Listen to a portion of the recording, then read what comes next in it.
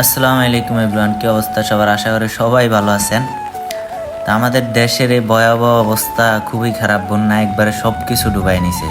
আমাদের এলাকার অবস্থাও বেশি একটা ভালো না। একবারে বন্যার পানি রাস্তাঘাট সব ডুবে গেছে।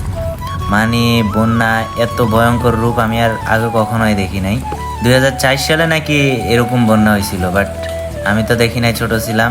2024 সালে এই কি অবস্থা, এই রে বন্যার অবস্থা। একবারে পুকুর টুকুর যা আছে সব ডুবাই নিছে। পুকুরে যত মাছ ছিল সব শেষ। একবারে মানুষের কোটি কোটি টাকা লস প্রজেক্ট।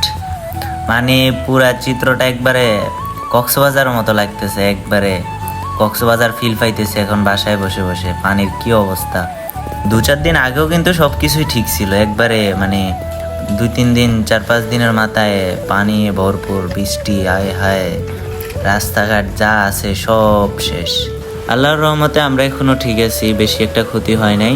বেশি সমস্যা হচ্ছে যাদের ঘর বাড়ি ডুবে গেছে পানিতে, তাদের জন্য বেশি সমস্যা। যাই হোক, ভেঙে পড়লে চলবে না, সব কিছু আল্লাহর ইচ্ছা। আল্লাহ যা করে ভালোর জন্যই করে। তো সবাই সবার জন্য দোয়া করবেন যেন এই বন্যার হাত থেকে সবাই রক্ষা পায়। তো আজকের ভিডিওটা এতটুকুই। ভালো থাকবেন সবাই।